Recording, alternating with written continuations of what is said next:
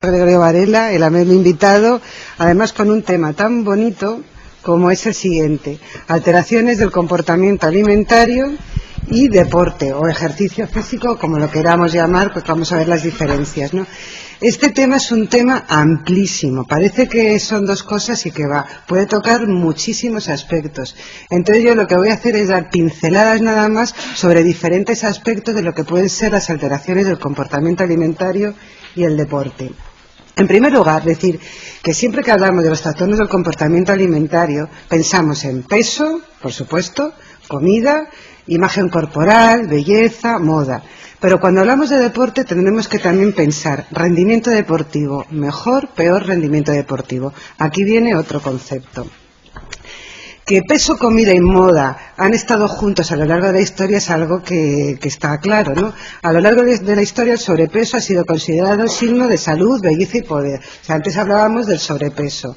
En la antigüedad, los banquetes donde se comía y bebía con exageración tenían un carácter sagrado y el vómito era un remedio común para continuar comiendo. De todos es conocido los grandes banquetes, meterse los dedos, vomitar, etcétera. Galeno hablaba de la quinos-orexia, que significa hambre canina, describiéndola como lo que hoy conocemos como la bulimia, que es hambre de buey.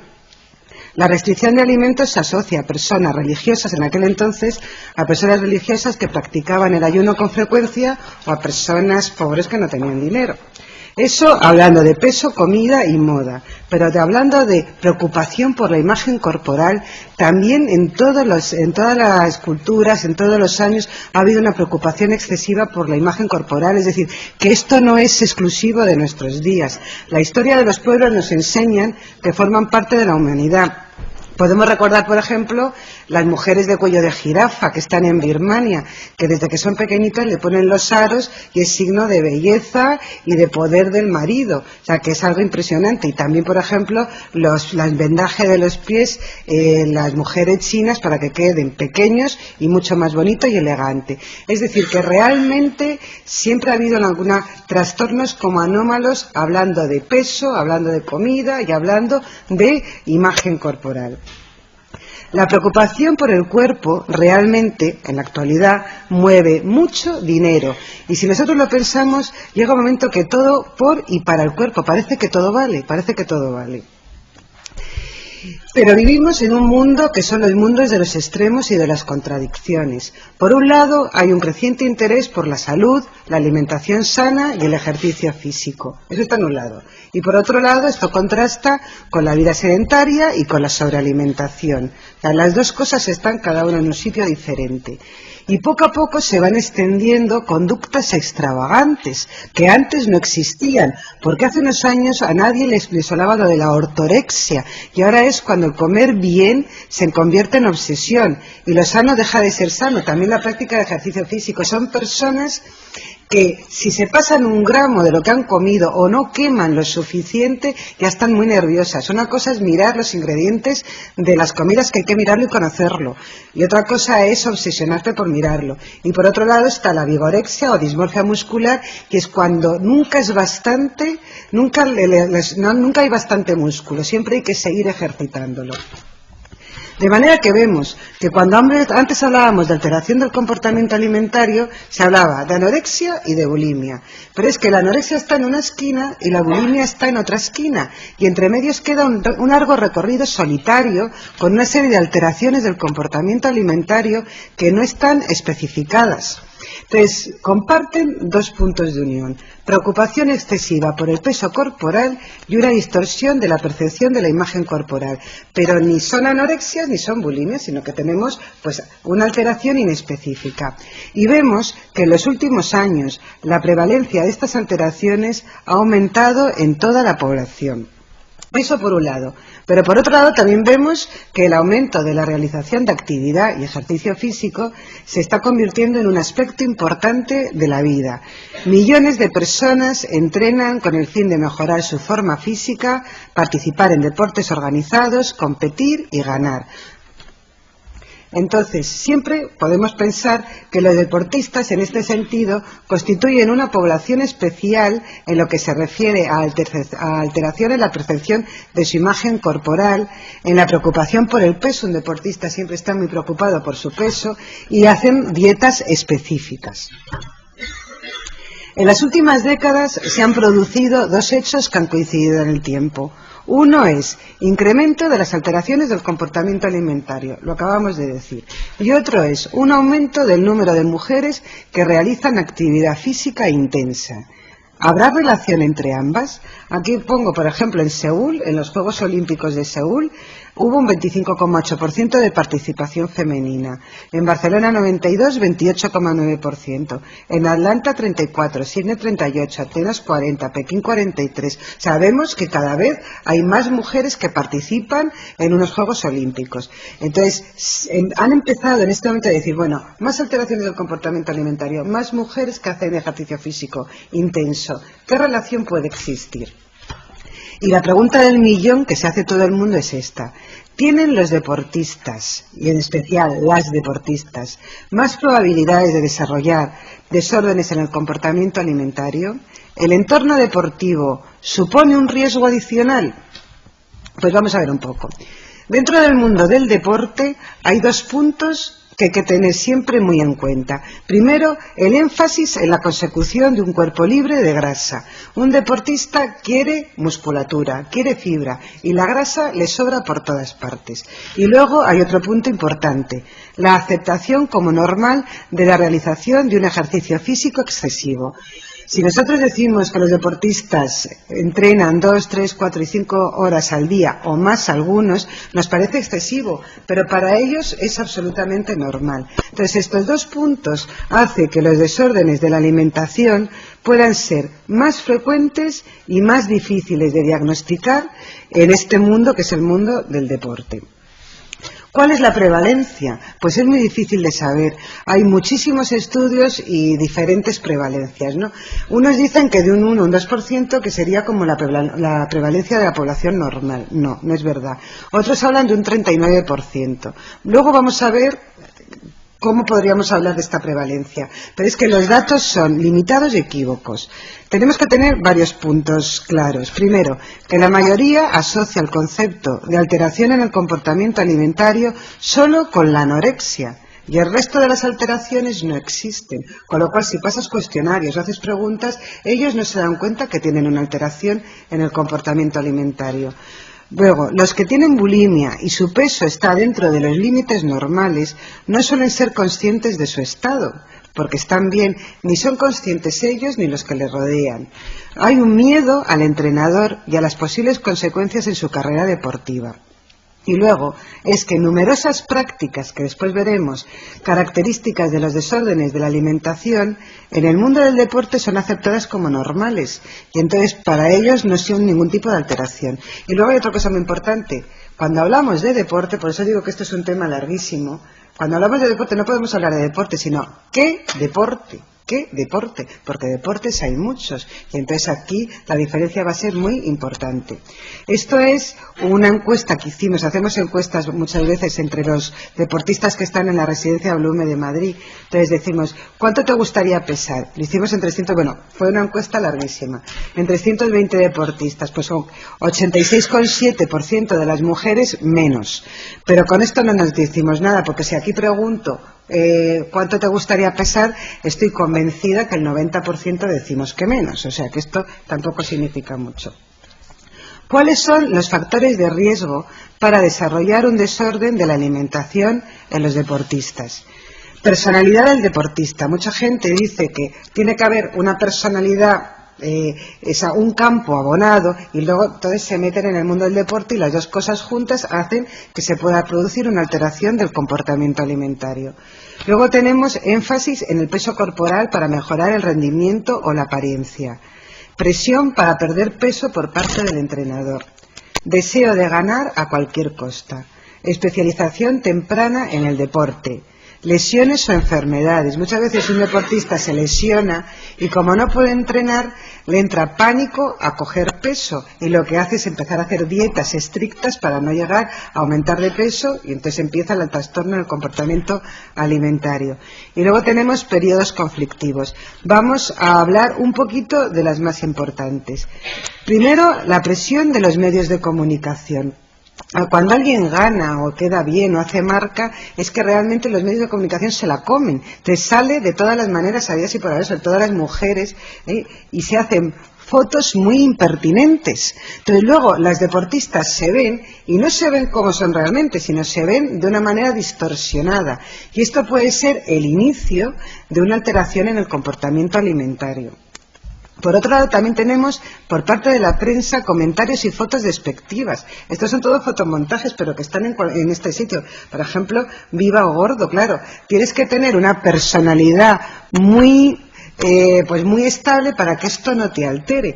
Esto no tiene nada que ver con el mundo del deporte, pero fíjese, fijaros qué mujer. Y ponían en todos los sitios la modelo gordita de Gautier. Entonces fue el tema, que era una modelo gorda. Entonces, esta modelo, que a mí me parece que es bastante guapa, empezó a hacer dietas para adelgazar porque no quería volver a ser la modelo gordita.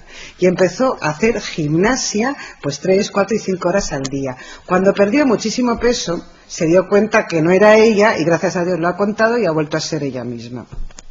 Bueno, pues seguimos. Otro factor de riesgo muy importante es la especialización temprana.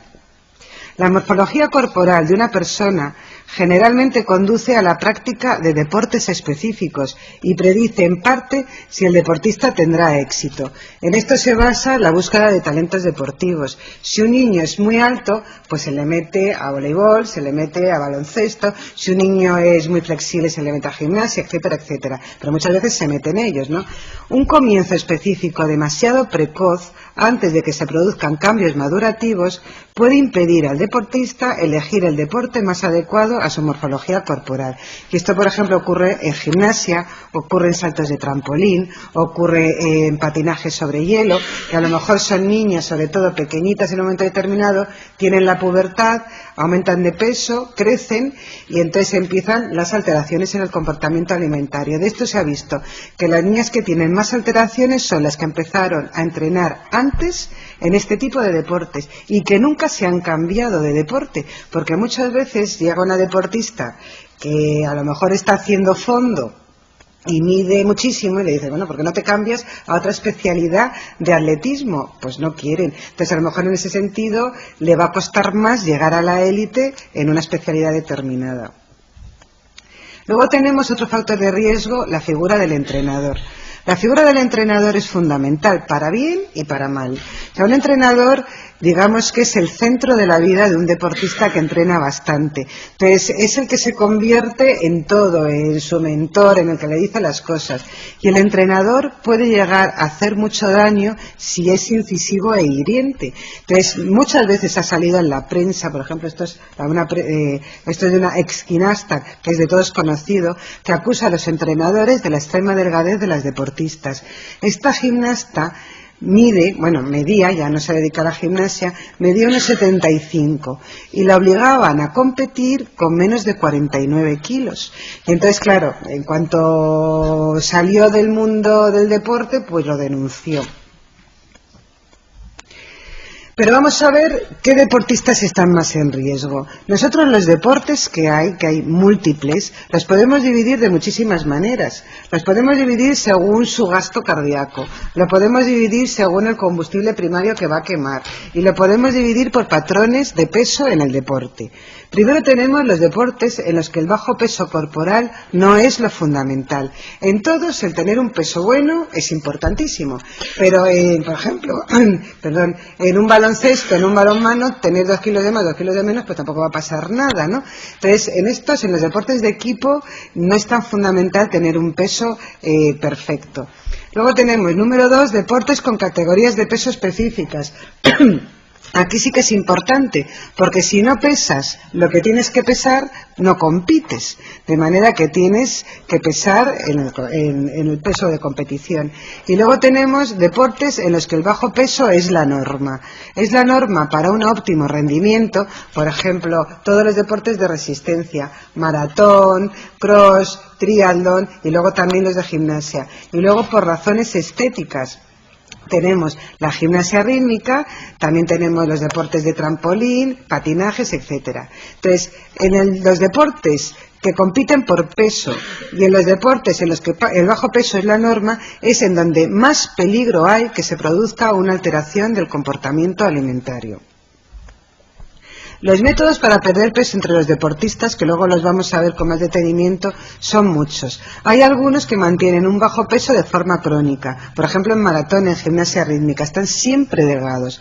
Hay otros que pierden peso solo en la época de competición y lo vuelven a ganar después. Y luego están los deportistas de las disciplinas de peso que ganan peso de forma repetitiva durante la temporada, siendo sus pesos competición más bajos que sus pesos habituales. Es decir, que ellos están normalmente entrenando con 4 o 5 kilos de más y cuando llega la competición los pierden, los ganan al día siguiente, siguen entrenando y así sucesivamente. Y esto es un gran peligro. ¿Cómo pierden peso? Pues con restricciones calóricas, con ayuno, con deshidratación, restringiendo líquidos, ambientes calurosos y húmedos, con uso de laxantes, vómito, plásticos, etcétera. De manera que tenemos, en definitiva, unas personas que la han llamado anorexia atlética o anorexia deportiva, que en el fondo engloba pues todas las alteraciones del comportamiento alimentario que nosotros podemos pensar que existen, incluso más. Es decir, son alteraciones inespecíficas, donde encontraremos personas que tienen ortorexia, vigorexia, anorexia, bulimia, bulimarexia, etcétera. Vamos a hablar de los trastornos que son más frecuentes y quizá más específicos, ¿no? Y para ello hablaremos primero de la triada de la mujer deportista. La triada de la mujer deportista que se describió por primera vez en 1993. Fíjense ustedes las maratonianas de 1952, qué piernas tenían. Esto es una maratón en Barcelona y las maratonianas de ahora que diferentes son, ¿no? Entonces aquí empezamos que realmente han cambiado porque cada vez se entrena más y de una forma más específica. La triada de la mujer deportista hemos dicho que empezó a hablarse a partir de 1993 debido a una deportista muy conocida, Christy Heinrich, americana. Era de la selección nacional americana y murió en 1994 con 22 años. Medía 1,57 centímetros de estatura y pesaba 24 kilos. Tuvo un fallo multiorgánico secundario a una anorexia nerviosa.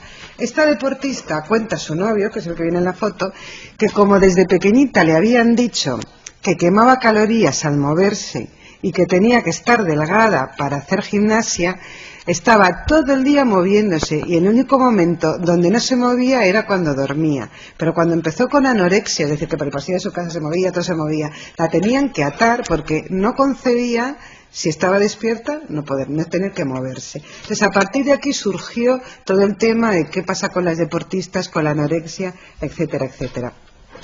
¿En qué consiste la triada de la mujer deportista? En alteraciones en el comportamiento alimentario que pueden dar lugar a anorexia, en alteración en el ciclo menstrual que puede dar lugar a amenorrea, en disminución de la densidad mineral ósea que puede dar lugar a osteoporosis.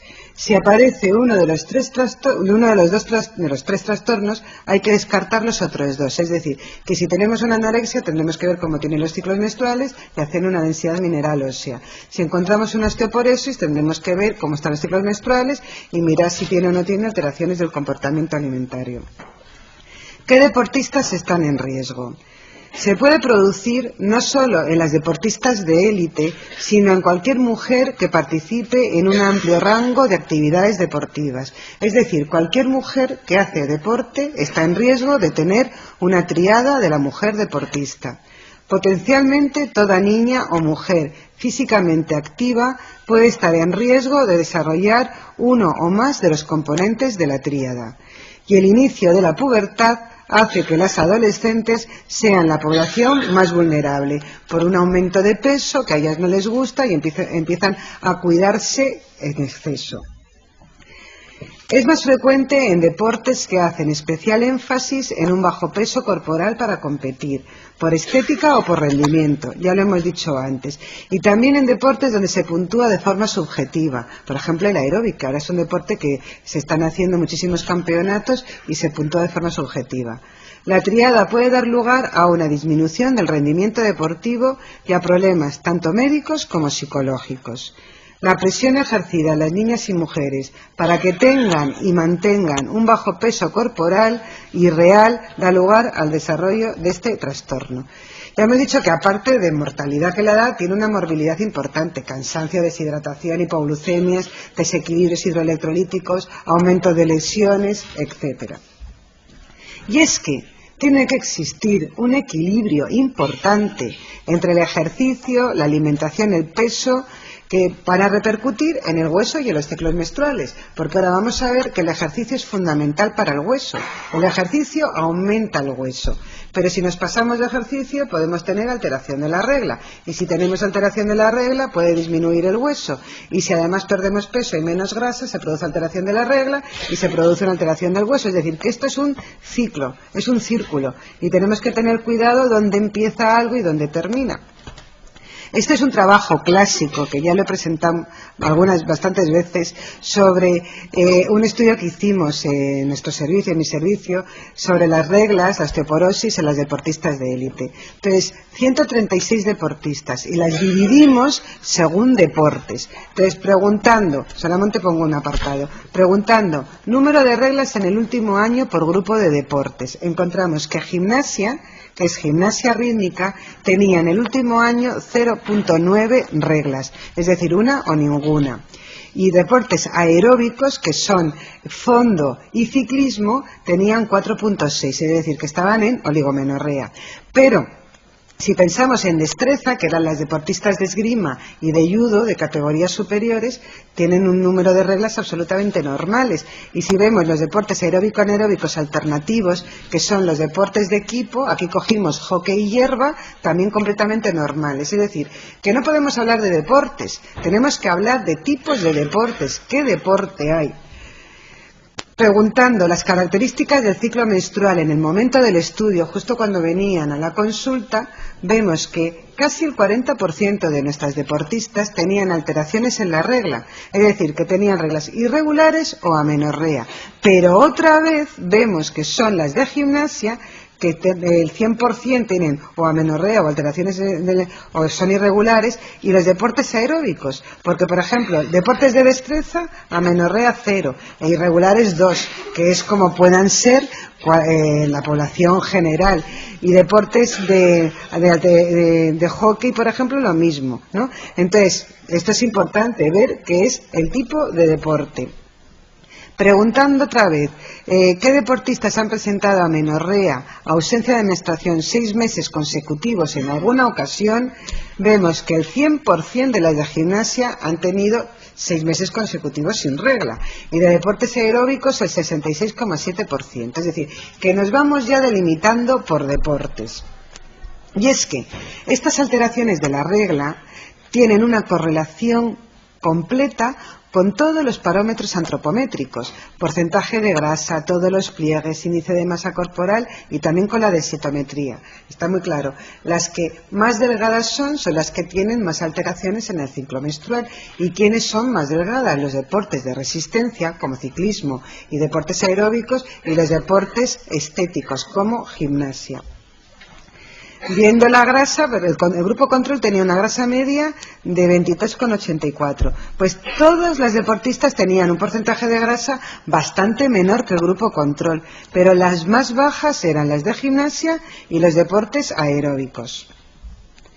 Y si nosotros vemos la densidad mineral, observamos que las que tienen ciclos regulares tienen una densidad mineral mucho mayor, tanto a nivel lumbar como a nivel femoral, que las que tienen alteraciones en el ciclo menstrual. O sea que todo esto nos conduce a decir que, bueno, esto es que hay algún tipo de deportistas que pueden estar en peligro. Este, por ejemplo, es el caso de una deportista de fondo en el que tiene, aquí está su densidad mineral ósea y tiene 17 años, todavía no ha cumplido 18.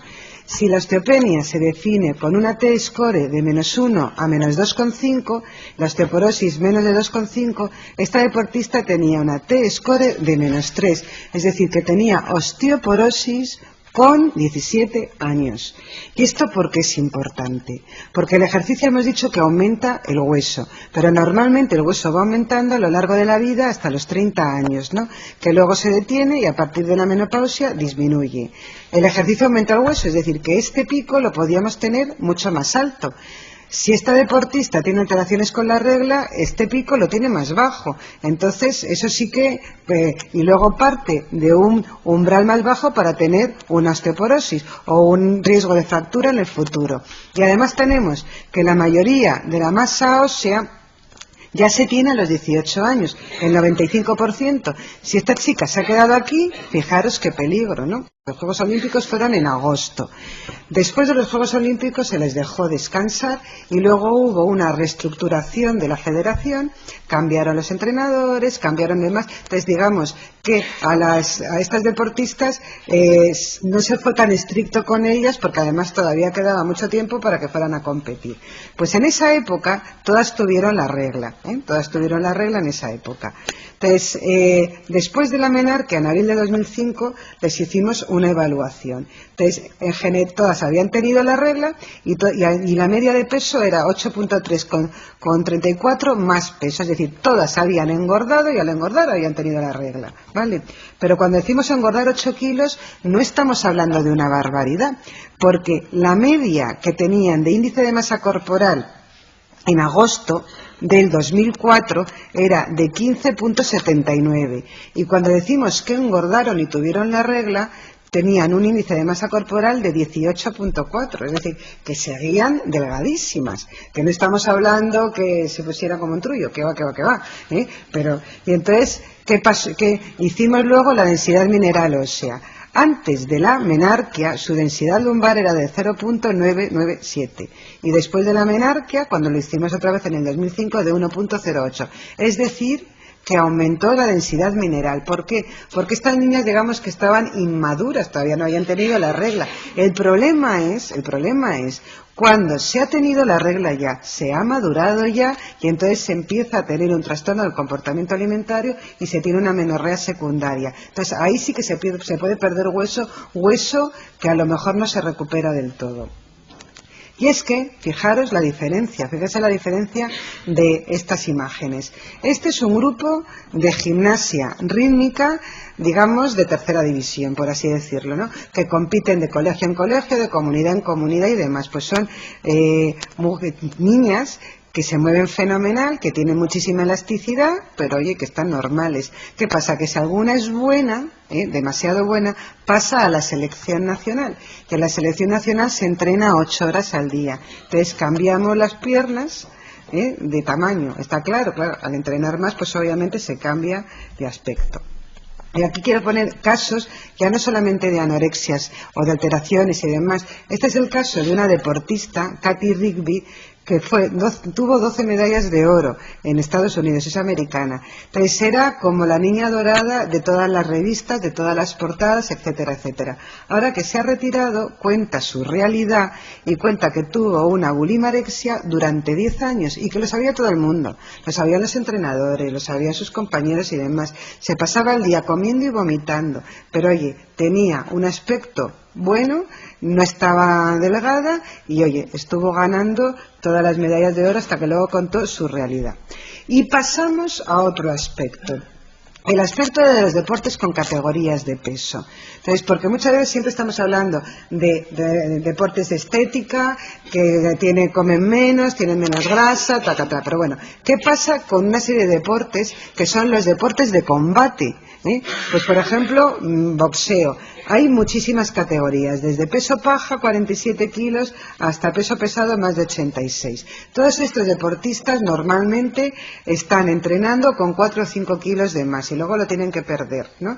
Entonces, ¿lo pueden empezar a perder? Pues depende. Ahora hemos conseguido que por lo menos empiecen a perderlo un mes antes. porque antes lo perdían 4 o 5 días antes, pero es que hay muchos que no pueden porque, por ejemplo, van a competir en 58,9 y resulta que el entrenador les aconseja que compitan en 53 porque el que iba a ir se ha lesionado o porque tienen más probabilidad de ganar medalla, entonces tienen que perder esos pesos rápidamente. Entonces, estos deportistas de boxeo se pesan todos los días a lo largo del campeonato, o sea, se pesan por la mañana y compiten por la tarde. Tenemos luego los deportes como taekwondo, que también tienen categorías de peso, peso mosca, gallo, pluma, muy parecidos. Pero estos tienen el pesaje el día antes por la tarde de la competición. Se pesan el día antes por la tarde y luego tienen 10 o 12 horas antes de la competición, donde pueden comer y beber lo que quieran, y pueden ganarlo. Entonces, todo lo que han estado sufriendo para perder el peso, se pesan, una vez que tienen ese peso, pues ya comen y beben y entonces llegan a la competición con 3 o 4 kilos de más. Pesaje de lucha. También se pesan el día anterior a la competición y también pasan 12 horas entre que se pesan y compiten. Los métodos que tienen estos deportistas para perder peso ya los hemos visto antes, ¿no? Deshidratación fundamental. O sea, los 3 últimos días dejan de comer ya completamente porque si no, muchas veces no dan el peso, bueno, dependiendo de cómo vayan, ¿eh? Pero luego, restricción de líquidos importante, saunas y ejercicio extensivo con plásticos. O sea, verles correr con plásticos es de lo más normal. ¿Y qué pasa? ¿Qué pasa con estos deportistas? Pues los que tienen, desde que se pesan hasta que compiten 12 horas, tienen una ansiedad pospesaje impresionante. Y los boxeadores, la ansiedad es después de la competición. Y empiezan a darse atracones de comida, comen rápido, grandes cantidades, tienen apetencia por lo dulce, chocolatinas, bollería, beben demasiado rápido, beben mucho volumen. Es decir, que engordan en 12 horas un montón, engordan, aumentan de peso en 12 horas. ¿Y cuáles son las consecuencias? Pues molestias, en el momento de la competición, molestias abdominales, arcadas, náuseas, sensación de pesadez, diarrea, gases, sudores fríos. Además ellos te lo cuentan. Claro, cada vez se intenta que tengan más cuidado y estamos muy pendientes de ellos, pero esto puede ocurrir. También pueden tener lesiones musculoesqueléticas como calambres, contracturas, pérdida de coordinación, pérdida de concentración. También pueden tener golpe de calor si han sudado mucho, el ambiente es caluroso y no les ha dado tiempo a rehidratarse, etc. Es decir, que en definitiva disminuye el rendimiento deportivo. Estos son algunos ejemplos reales que tenemos ahí. Por ejemplo, judoka, edad 18 años, hombre, blanco, estatura 1,78, peso 72 kilos, categoría de peso menos de 66. Él pesa normalmente 72 kilos y compite menos de 66. Tiene que perder 6 kilos. Él normalmente lo hace 10 días antes de la competición, pero es que el porcentaje de grasa que tiene es de 7%, si es que no tiene grasa. ¿De dónde lo va a perder? Pues líquido. Tiene que perder líquido, esos 6 kilos tiene que ser líquido. Por de lucha, estatura 1,87, peso habitual 87 kilos, peso competición hasta 84, fenomenal. Solo tiene que perder 3 kilos, ¿no? Y además está con un porcentaje de grasa adecuado, por aquí y demás. Pues resulta que una semana antes le dicen que tiene que cambiar de peso y que tiene que cambiar a 74 kilos. En el fondo, con 74 kilos podría, porque tiene un índice de masa corporal de 22,8, con 74 kilos. Es decir, que sobre el papel, si hacemos matemáticas, puede. Lo que pasa es que solo tiene que perder 13 kilos en poquísimo tiempo, imagínense. Esto sí que es tremendo. Pero también ocurre en los casos contrarios, que con un 85 pesa de 108 a 110 kilos y el peso competición ideal para que tenga alguna opción de triunfo es que pese 120, porque se encuentra con gente de fuera que son inmensos. Entonces tiene que engordar 10 kilos, que casi es más difícil. Entonces aquí vemos que realmente si el porcentaje de grasa del varón prototipo, porque claro, siempre estamos hablando, cuando hablamos de las alteraciones del comportamiento alimentario, siempre hablamos, es más frecuente en mujeres y siempre hablamos de mujeres, pero también hay que hablar de varones, ¿no? Entonces, si el porcentaje de grasa de un varón prototipo sedentario puede ser un 15%, que en diferentes deportes el porcentaje de grasa es más bajo en los deportistas, y esto es cogido en la pretemporada, es decir, que cuando llegan a estar finos, como ellos llaman, el porcentaje de grasa es mucho menor. Por ejemplo, esto es un equipo de ciclistas profesionales con un índice de masa corporal de 21,9, que es un índice normal, un porcentaje de grasa de 5,5, que es un porcentaje bajísimo. Y pasamos a otro tipo de alteraciones del comportamiento alimentario que digamos que son por el propio deporte, porque nunca se habla y realmente habría que pensarlo. La anorexia por una actividad específica. Hay que pensar que el ejercicio extenuante suprime el apetito, y cuando hablamos de deportistas también podemos hablar de deportes de alto riesgo, por ejemplo los que van al Himalaya, los de altura. O sea, la hipoxia, en este sentido, los cambios de dieta, la alimentación diferente, los alimentos que no saben a nada, la incomodidad del medio, etcétera, también produce una anorexia, que es una anorexia pero realmente por la actividad, y son deportistas que cuando llegan después de haber hecho su expedición pesan 7, 8 y 9 kilos menos, y que antes de irse a una expedición lo que tienen que hacer es aumentarlo. Entonces estas son las expediciones que van al Polo Norte, que también les ayudamos nosotros, ahora va a haber una al Polo Sur, y sobre todo y luego los que van a escalar 8000, que son un montón. Y estamos hablando de pinceladas. Tenemos las alteraciones del comportamiento alimentario en específicas. Siempre hablamos de anorexia, siempre hablamos de restricciones calóricas, pero ¿qué pasa con la vigorexia? Que este es otro tema a tratar y que es otro mundo aparte. Entonces yo quiero decir que aquí, que la vigorexia que se da en el culturismo, que es exhibición, eso no es deporte, es exhibición. Nosotros no lo vemos, porque nosotros no vemos culturistas, pero sí que puede haber una vigorexia en menor medida, no esto, que esto es buscado, y obviamente ya hemos dicho que todo vale por y para el cuerpo, porque esto pues ganas dinero, porque son digamos que exhibiciones, sino otros tipos, el deporte extremo, el culto al músculo, que uno no se da cuenta hasta que se da, o sea, el machacarse y el que de repente, pues mirar esta pierna de un deportista que puede ser de cualquier disciplina y demás. Eso también es importante.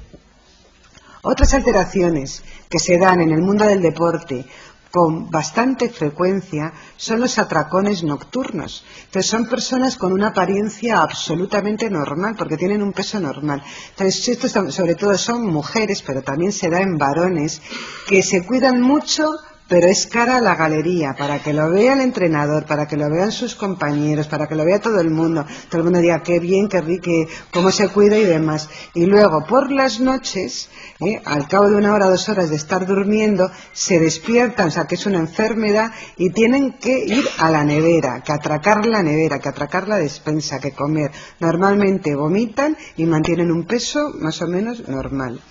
Y otros tipos de alteraciones son los de los atracones constantes, porque esto tampoco es normal. O sea, personas que comen y comen y comen y tienen los pesos que tienen, ¿no? Para terminar, conclusiones. Prevalencia de las alteraciones del comportamiento alimentario. Mayor en deportistas que en controles. Mayor en mujeres que en hombres deportistas. Mayor en deportes donde importa la estética. Mayor en deportes con categorías de peso. Y menor en deportes de equipo. Esas son las conclusiones que podemos sacar. Más del 60% de las mujeres deportistas en los últimos trabajos, se dice, las mujeres deportistas de competición, experimentan algún episodio de trastorno del comportamiento alimentario durante su vida deportiva. Algún episodio. No significa que estén toda su vida con algún episodio, sino que se pueden dar cuenta y demás. Más de un 60%. ¿Por qué? Pues porque impera digamos que no es que sea el culto al cuerpo, sino el horror a la grasa a la hora de competir. O sea, tiene que ser un cuerpo libre de grasa. La prevalencia de los varones deportistas de trastornos del comportamiento alimentario ha aumentado de forma significativa en los últimos años y se ve en la consulta. Los deportistas pueden presentar mayor riesgo para el desarrollo de trastornos de la conducta alimentaria debido al propio ambiente deportivo que llega no solo a precipitar este tipo de desorden en una persona predispuesta, sino que incluso lo legitima. O sea, está claro que entrenar mucho, que comer poco, que ponerse en plásticos, que hacer restricciones en los deportes de categoría de peso es tan normal, que está legitimado. O sea, si yo, y el otro día estuvimos hablando de esto con los entrenadores decían, pero bueno, ¿cómo no van a estar entrenando 4 o 5 kilos más? Porque entrenan mucho mejor. Y claro, ¿cómo lo van a perder mucho antes? Pues lo tendrán que perder 4 o 5 días antes. Es que es tan normal que es difícil pensar que esto pueda cambiar de repente. Y mira que llevamos años intentándolo. Los signos y los síntomas con frecuencia son ignorados o considerados como algo natural, porque es natural muchas cosas. ¿Qué recomendaciones daríamos para los deportistas que quieren perder peso? Las recomendaciones pues son muchas, aquí las vemos. Perder peso durante la época de descanso para abolir los efectos adversos o negativos de la restricción de alimentos durante una época de competición y hacerlo de forma progresiva. Conocer la composición corporal y mantener un mínimo prudente de grasa corporal. O sea, que no por menos grasa llega a un límite que no por menos vas a estar mejor. Aumentar el gasto calórico realizando ejercicio aeróbico, recordando siempre que el entrenamiento se debe enfocar para ganar destreza y rendimiento, y no para perder peso, aunque ayude a ello. Realizar dietas equilibradas siguiendo las recomendaciones de un profesional. Yo aquí digo que el trabajo es en equipo. El trabajo tiene que ser entre el médico deportivo, entre el entrenador, que es una figura fundamental para todos, el entrenador es fundamental, y entre el deportista y el preparador físico y demás. Es que es un equipo, tenemos que trabajar todos en conjunto y llevarse todo el mundo bien, y a la hora de decidir un peso o no peso, estar todos juntos y estar todos de acuerdo, y entonces todos adelante. Importantísimo tener un peso realista como meta, esto es algo fundamental. Si una persona desde que tiene 15 años no ha pesado menos de un cierto peso, es imposible que con 20 o 30 quiera perder tanto y llegar a unos pesos que lleva años sin tenerlos. O sea, lo más importante es tener un peso realista como meta. Recordar el lema de los Juegos Olímpicos: Citius, Altius, Fortius, más rápido, más alto, más fuerte. Por eso estos deportistas digamos que entrenan tanto y están sometidos a tanto estrés. Con este lema, muchísimos autores piensan que la práctica de deporte de competición, sobre todo ciertas modalidades deportivas, es considerada como una profesión de riesgo para el desarrollo de trastornos del comportamiento alimentario. Después de todo, si hablamos de un cierto nivel de deporte, es una profesión, y es una profesión que puede tener ciertos riesgos, como otras profesiones tienen otros riesgos. Y por último, decirlo, pues lo que se debería hacer, que quien quiera optimizar su salud y su rendimiento deportivo necesita estar bien nutrido y bien hidratado. Si usa suplementos, hacerlo con cuidado y siempre consultando con los profesionales adecuados. Minimizar las pérdidas de peso severas y comer gran variedad de alimentos y en cantidades adecuadas. Esto es todo. Muchas gracias por su atención. Thank you.